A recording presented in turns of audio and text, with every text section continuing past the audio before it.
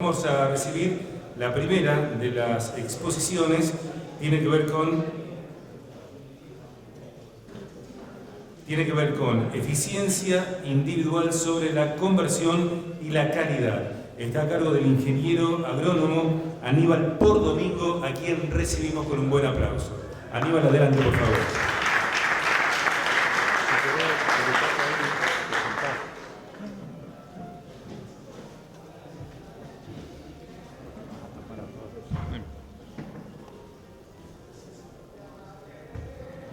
Bueno, es un honor, un placer estar con ustedes. Realmente un privilegio poder acompañar un evento como este, donde probablemente yo aprenda mucho más de lo que pueda venir a traer. Este tema que pusimos como título a esta presentación es un tema que desborda mucho más que media hora de charla o un ratito que podamos acá discutir cosas como la conversión, la eficiencia individual o atributos del animal que tienen que ver con la calidad. Pero simplemente que sea un disparador para algunas preguntas y algunas inquietudes y transmitirle además cosas que a nosotros nos suenan todo el tiempo como no resueltas o como que necesitan un poco más de discusión y de investigación, experimentación, aprendizaje cuando hablamos de calidad de carnes en Argentina. Yo voy a empezar con alguna serie de datos que probablemente muchos de ustedes ya lo vieron, alrededor de lo que yo les llamo los mitos de la ganadería argentina. Entre ellos, uno de los mitos es que si nosotros no hacemos animales livianos, animales de 350 kilos a la faena, estamos perdiendo eficiencia de conversión y probablemente incluso no estemos construyendo el animal ese de alta calidad y alta terneza. Eso es un componente que en el mundo ya se discutió hace más de 100 años y el mundo negocia carnes de calidad, de cierto peso de res o de un tamaño mucho mayor al que a veces nosotros imaginamos como de calidad. En la discusión del primer componente de la eficiencia, yo voy a mostrar datos de experimentaciones o cosas que hacemos nosotros allá en La Pampa o en algunos otros campos de INTA con algunos productores, donde esto no apunta sobre el LED, pero podemos ver acá, por ejemplo, lo que es una curva de crecimiento lineal de novillos que van a ser faenados con 450 kilos. En rojo ustedes ven los aumentos de peso. Ven que estos individuos jóvenes en pleno crecimiento están incluso no solamente aumentando de tamaño y creciendo, sino que mejorando su aumento de peso en la medida que se hacen más pesados.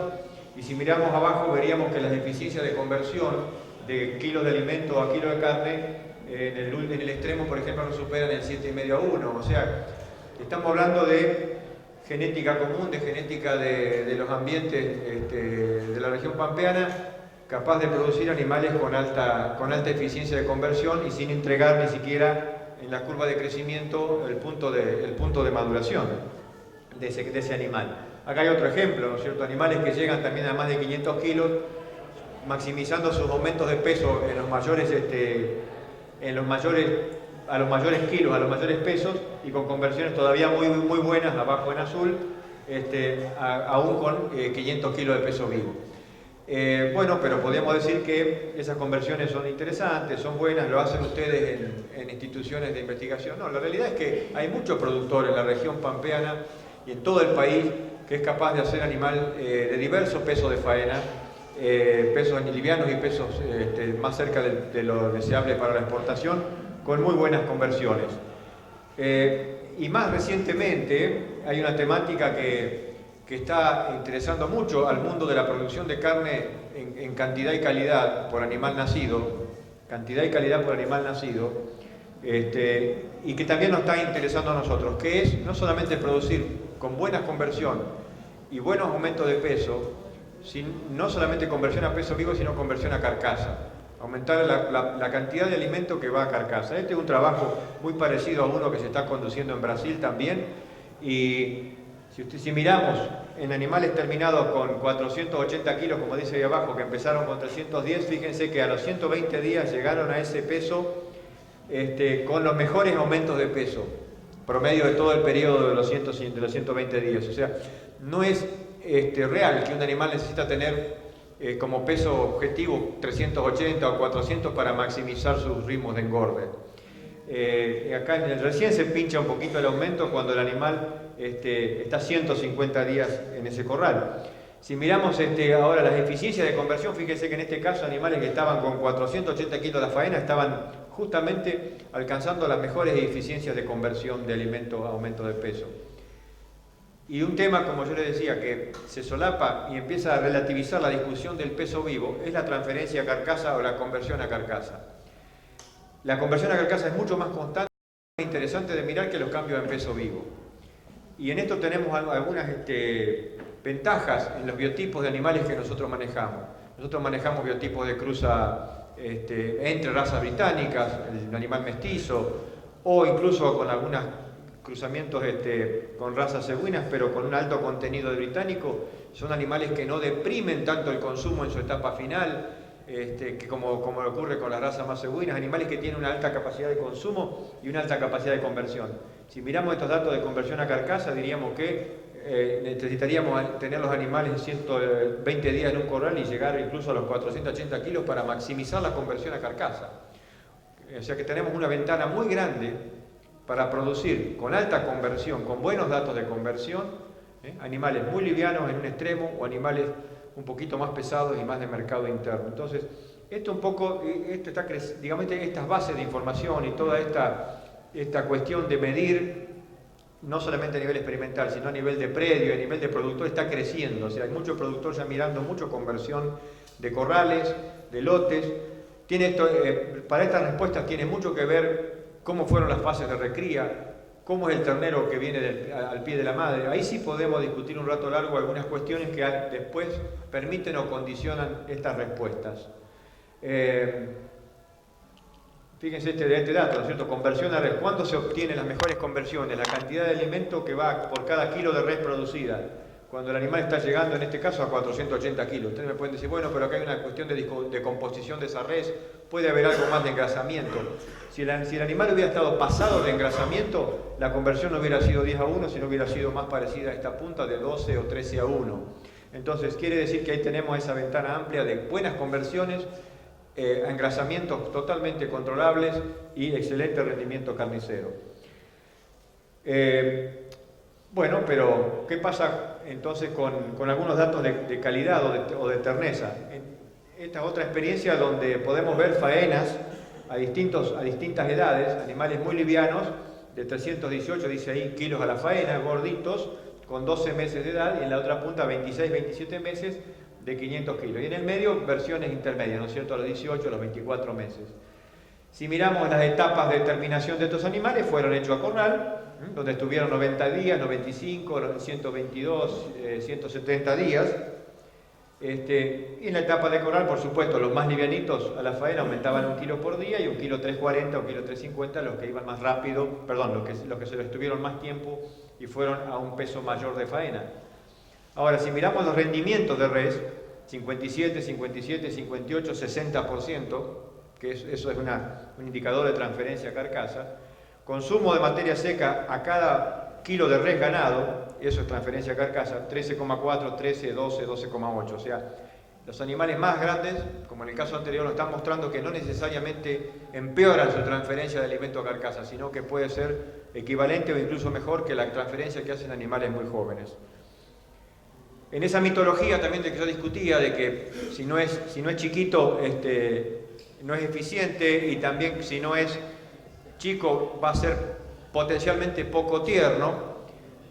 Fíjense los datos de calidad objetiva, o sea, si miramos a los extremos, el animal liviano, el animal más pesado, por supuesto animales que tienen a la faena en este lado no tienen más de 2 años, o sea, no es 24, 27 meses, no estamos en animales de 3 o 4 años, estamos apenas por encima de los 2 años, y miramos esa línea que dice fuerza de corte, es el esfuerzo, lo que nos cuesta cortar ese pedazo de carne con una cizalla, o lo que sería el esfuerzo de corte de un cuchillo.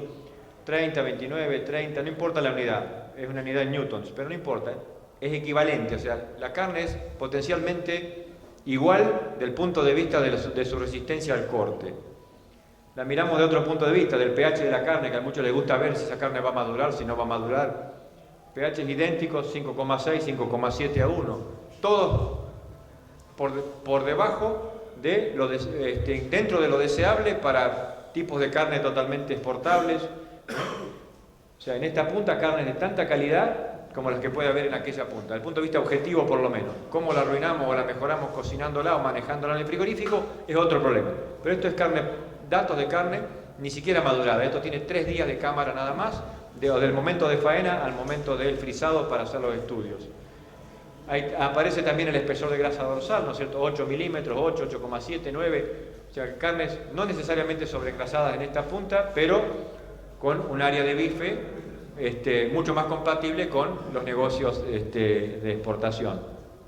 Entonces esto también desmitifica esta cuestión de que el animal tiene que ser chico para ser tierno y que, bueno, si no hacemos eso vamos a contrapelo. La realidad es que también explica por qué en el mercado internacional se comercializan carnes de animales grandes físicamente, no de mucha edad, ¿no es cierto? En lo que hace, acá hay otro ejercicio también parecido, donde uno discute el sistema de terminación, también de animales grandes. Animales todos terminan por encima de los 500 kilos, muy próximo a los 2 años y algún mes de edad. La línea del medio muestra la resistencia del corte, ahí donde dice 29, el esfuerzo de corte de un animal hecho todo a pastura. En los dos de la izquierda son terminaciones a corral, típica de 90 días o de 70 días, 90 días de corral.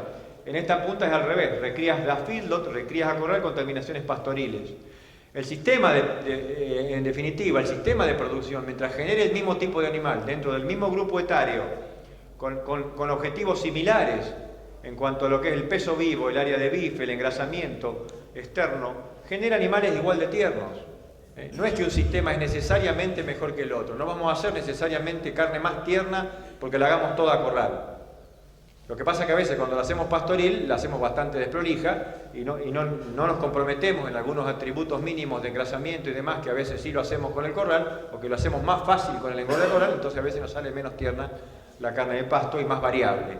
El corral, en definitiva, nos ayuda a homogeneizar mucho el producto, pero no necesariamente tiene que estar terminada en un corral. Esto viene a la discusión también de los mercados. Cuando uno discute carnes pastoriles a instalar en el mercado internacional, Europa nunca se quejó de la carne pastoril tipo Hilton diciendo que era dura. Primero porque madura mejor y se madura bien, como deberíamos tratar a la carne en general, con una maduración post faena bastante adecuada. Pero además intrínsecamente es una carne que potencialmente es tierna. Entonces puede expresar esa terneza si es bien administrada. Hay montones de otros atributos que podríamos leer en esta slide, pero que realmente todo lo que dicen esos números es que no hay grandes diferencias teniendo animales que son relativamente jóvenes a la faena o jóvenes a la faena y están bien desarrollados y bien terminados. Ahora, dicho todo eso, el mundo de las carnes, Argentina no es tan espectacular, tiene su variabilidad. En el mismo lote de animales nos podemos encontrar con este tipo de cortes. En promedio podemos tener un animal espectacular, como en este caso, un animal excelente que dice que pesó 500 kilos a la faena, que entró al corral con 390, 394 y que aumentó 1,370 kg por día. Que tiene un excelente área de bife y que tiene muy buen engrasamiento de cobertura, pero no excesivo, el espesor de grasa dorsal. Este es un animal que podría caracterizar una tropa y decir, bueno, la verdad es un 481, es un animal de exportación.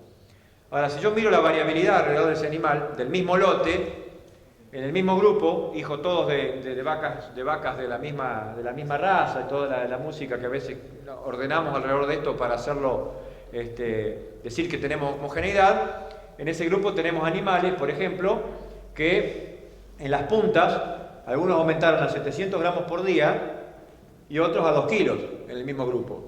En el mismo grupo hay animales de 56% de rendimiento y otros de 61%.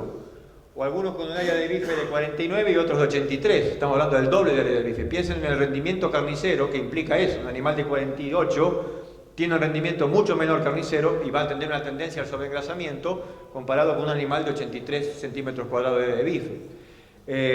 Hay animales ahí en ese mismo lote que se pasan de grasa, 9 milímetros contra 1,8, que no llegan a tener un mínimo de espesor de grasa. Y estos es un rodeo de la misma raza materna, entoradas, inseminadas todas con el mismo toro paterno. Entonces hay variabilidad, aunque a veces no la querramos ver del lado de afuera o no la vemos del todo del lado de afuera. Y en eso tenemos que ser conscientes, que nosotros todavía tenemos, si bien tenemos, como yo mostraba al principio, instrumentos en la genética, en la alimentación y en la estrategia de diseño de los sistemas de recría, de engorde, tenemos muchas herramientas y muchas posibilidades de hacer carne de muy buena calidad, tenemos que mirar que también somos generadores de mucha variabilidad y por ahí no la reconocemos del todo. Fíjense, estos son datos viejos, ¿no es cierto? Yo acá muestro cosas de los efectos residuales de hacer las cosas mejor o peor. Miremos cómo mueve esto. ¿Ven? Esto simplemente, esto es animales, hijos, novillos, que se faenaron, hijos de un lote de 2 años consecutivos, que se faenaron en unas terminaciones, recrías y terminaciones a pasto, entre 4.10 y 4.50 se fueron a venta esos animales, con 18 a más o menos 25 meses de edad, este grupo de animales. Este otro, también coetáneo, digamos, del mismo grupo de vacas, salieron esencialmente en promedio 3 meses antes, con el mismo peso, aproximadamente el mismo peso de faena, tal vez un poquitito más liviano porque se engrasaron un poquito antes. Todo a pasto. ¿Cuál es la diferencia entre estos dos grupos? Es el peso al destete y la calidad del manejo de la vaca. En estos dos grupos hay 30 kilos o 28 kilos de diferencia de peso del ternero al destete. La calidad de la gestión de la cría, llamémosla así. La calidad de la cría, en este caso animales que convivieron, estuvieron juntos siempre después del destete, le fue todos el mismo lote, sin embargo cuando aquel efecto de haber sido mejor o peor manejado al pie de la madre, genera estas diferencias que no se lavan, que no se diluyen posteriormente. Entonces a veces cuando creemos que algo que hemos hecho en la cría después no importa, porque lo vamos a diluir, lo vamos a corregir en un año de recría y después, sobre todo, si usamos un corral, probablemente no lo corrijamos. Probablemente este animal que salió antes, no solamente salió antes, sino que salió mejor, con algo menos de peso final, porque se terminó antes, probablemente está con mejor engrasamiento que el otro grupo general. Entonces, a veces creemos que nosotros tenemos tiempo para diluir efectos y borrar efectos, o algunos errorcillos. No lo vamos a limpiar así nomás. Entonces, cuando compramos ternero, es cierto que a veces vamos a comprar patas de ternero y compramos cantidad de patas dividido por 4, pero no es lo mismo. No es lo mismo comprar un ternero con alguna expectativa de buen desarrollo podestete, un ternero que pesa un poco más a la misma edad que los otros, que un ternero que importa poco qué edad tiene y cuánto pesa y total es un ternero. El ternero más o menos sirve para un mercado de 3.80, de 3.50 kilos a la faena. Si hablamos de un mercado de exportación, probablemente el animal que nos dé una res más equilibrada va a ser uno que viene de un rodeo un poquito mejor administrado, e incluso a uno le cuesta separar los pasos de mejora en esos campos de cría, porque uno dice mejoran el peso al ternero, al destete, pero también mejoraron seguro el procreo, esos campos, y a su vez seguro atrás de eso hay una intención de ordenamiento genético y de mirada al origen por lo menos de la formación de esos biotipos que están administrando, que los otros campos o los otros escenarios no lo están haciendo. La única diferencia entre estos animales en estos dos grupos es básicamente la calidad del ternero, ni siquiera su época de servicio, ni de parto, ni la edad de nacimiento, sino la calidad del ternero que realmente estaba vinculado a la calidad de las madres. Este es otro ejemplo también de efectos residuales. Un grupo de terneros de aquel lado, los tres con las 3 columnas negras de aquel lado, terneros destetados a la misma edad que estos otros, pero con 150 kilos. En esta punta dice 190, y miren los pesos a los que fueron vendidos como gordos. 380, 400 kilos, ya estaban terminados, se los vendieron, y estos animalitos de este lado, los 40 kilos de diferencia que tenían al destete, todavía se manifestaban al final. Ya estaban animales de 440, 450, un grupo de animales que perfectamente calza en las cuotas de exportación, en el peso del piso de la exportación, y este otro grupo de la punta, los 3 primeros, un animalito que ya tenía un problema de terminación o de excesiva terminación si los quisiéramos vender más pesados.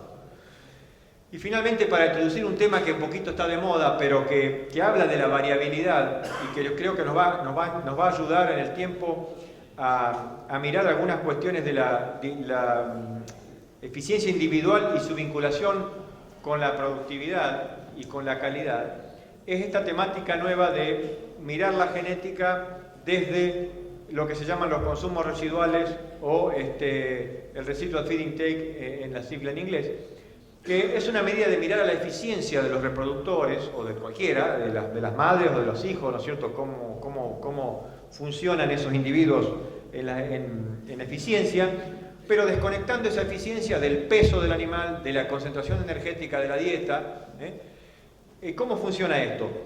Si yo, por ejemplo, ordeno en un grupo de animales el aumento de peso, como está acá abajo en el eje de abscisas, con respecto al eje de ordenadas que dice cuánto comieron, bueno, puedo tener animales que aumentan poco, los puntitos azules de aquel lado, aumentan poco pero comen poco, otros que aumentan mucho y comen mucho, pero dentro de ese grupo hay un ordenamiento a través de una ecuación casi lineal que dice cuál sería el consumo esperado de cada individuo de estos en función del aumento de peso logrado. Por ejemplo, ahí dice que si hubiera 1,4 kg de aumento y hubiera consumido 10 kilos, da justo sobre la línea roja. Si tomamos este punto que está marcado por debajo, un animal que aumentó a 1,890 kg o que es 1,900 kg y comió menos de 12 kilos, comió 11 kilos y 200, está por debajo de lo que hubiéramos esperado de su nivel de consumo para ese aumento de peso.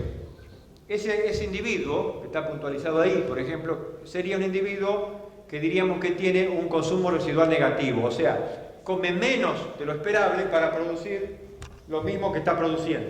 ¿Se entiende? Este individuo come menos de lo esperado para producir lo mismo que otro que está consumiendo más de lo esperado. Ese es un indicador interesante, se está usando mucho en la calificación de la genética objetiva a nivel mundial, a nivel global. Lo podríamos ordenar de esta manera los números, decir, bueno, si este es el aumento promedio de ese grupo, algunos tuvieron un aumento de peso por debajo y otros por arriba. Pero bueno, si yo ordeno ahora los consumos residuales estos, es un indicador más claro de eficiencia, porque ya no estoy mirando la eficiencia en función de un aumento de peso, sino la eficiencia del individuo. No importa el aumento de peso que está teniendo.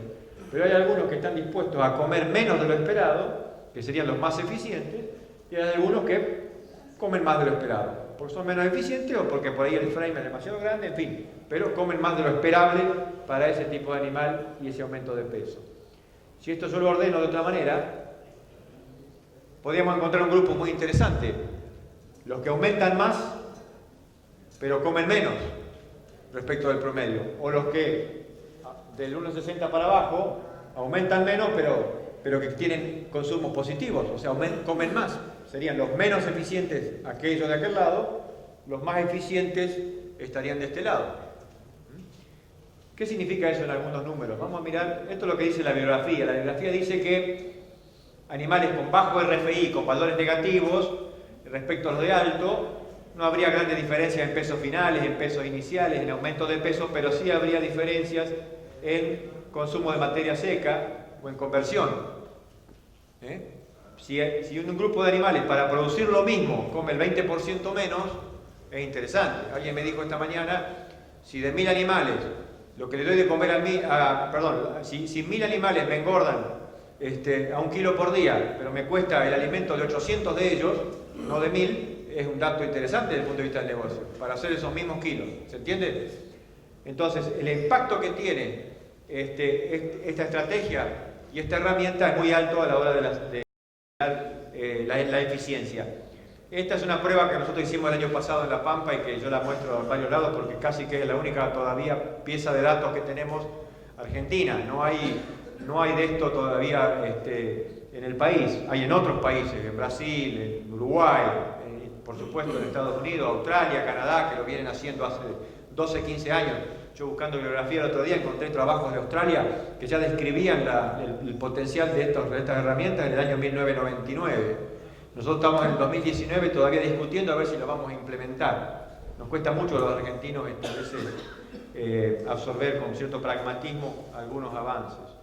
Fíjense en que la prueba esta pequeña, con menos de 50 toros, hecho en Aguil La Pampa el año pasado, yo pensé que no iba a salir nada. Pero, ¿qué hice acá? Ordené los animales que tuvieron 60 y pico días, 70 días en los corrales comiendo y convirtiendo allí, los que estuvieron por debajo de cero y los que estaban por encima de cero, o sea, los que eran, valor más negativo y los que estaban valores positivos, dieron 0,95 de negativo en promedio y 0,85, o sea, comían 1 kilo menos de lo esperado y esto 1 kilo más en promedio.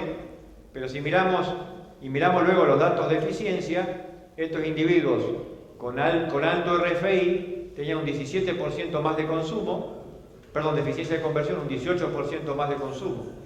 Si miro los extremos, ya saco un poquito los del medio y miro las puntas, empieza a repetir la bibliografía. O sea, hay animales que para aumentar 1 kilo 670 o el kilo 640 o el kilo 700, que prácticamente no es diferencia, aquellos comían en promedio 10 kilos de materia seca y estos comían 12,8 o 13.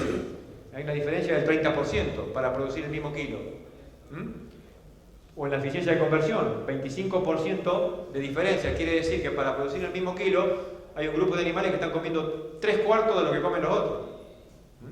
O al revés, hay un grupo que necesita 1/4 más de dieta para producir el mismo kilo. Esto está hecho con toros, por eso ven esos aumentos de peso, toritos, animales jóvenes. Piensen en el impacto que tiene en un feedlot o en un sistema de invernada, o en mirar a las hembras y reposición. Entonces, yo traía esto no para discutir consumo residual, sino para mostrar cuestiones de variabilidad asociadas a la conversión. O sea, la variabilidad es intrínseca a nuestros sistemas. Decimos que tenemos sistemas equilibrados, homogéneos en la Argentina, pero nos falta una mirada un poco más profunda y una mirada un poco más tecnológica, o sea, con un poco más de información objetiva, que los países competidores lo están haciendo. Yo mencioné recién Australia, Nueva Zelanda, Uruguay, Chile. Son jugadores que ya hace años vienen usando estas y otras herramientas para caracterizar genética o caracterizar incluso los sistemas de producción directamente, los rodeos comerciales. Algunos feedlots australianos están incorporando comederos de registro continuo, no sé si traje una foto acá, comederos de estos de registro continuo de consumo, lo están incorporando para monitorear algunos orígenes de animales que ingresan a los comederos, que ingresan al corral, que ingresan al feedlot, para saber un poco más sobre su eficiencia de conversión y la variabilidad, porque uno puede seguir el consumo de corrales en conjunto, los grandes lotes, pero ¿qué hacen los individuos adentro de ese corral? Bueno, hay muchos de estos feedlots que yo menciono en Estados Unidos, en Australia, el otro día me contaban de algunos casos uruguayos también, seguimiento de terneros, seguimiento de novillo, hijo de o por origen, para conocer un poco su variabilidad. Y mucho también de aplicación de medidas tempranas desde adentro del animal. Esto de la curiosidad de la ecografía, del área de bife, de espesor de grasa, de niveles de grasa en etapas tempranas, no solamente a nivel descriptivo para poder eventualmente hacer marketing, sino para empezar a mirar un poco la variabilidad de lotes. Hay protocolos de exportación australiana a China y a Japón que ya hablan de homogeneizar por espesor de grasa prefaena o por área de bife prefaena. Y estoy hablando de los chinos que todavía están discutiendo, en Argentina estamos discutiendo si son un mercado de genéricos y hablamos esto de que son un mercado de bajo valor. Capaz que nos vamos a encontrar que algunos ya están avanzando en diferenciarse, en querer presentarle a esos mercados carne mirada de adentro, o sea, carne calificada un poquito mejor y organizada un poquito mejor, hasta eventualmente con información trazable respecto del rendimiento de las carcasas y alguna predicción de rendimientos a la hora del despostado. Todas estas tecnologías de balanzas de pesada al paso, de monitoreo permanente, están instaladas en la ganadería nacional y hacen a estos componentes de calificar calidad, vincularla a la variabilidad y a la eficiencia individual. No es suficiente quedarse con las grandes eficiencias de los grandes lotes, que hacen los grandes corrales, y bueno, por ahí discutir si 10-1 está bien y el vecino le sale igual, y por ahí un promedio incluso, como ya mostraba hoy, 7-1 puede ser bueno o no tan bueno, depende de cómo se distribuye la variabilidad de la conversión alrededor de ese promedio. Nada más, gracias.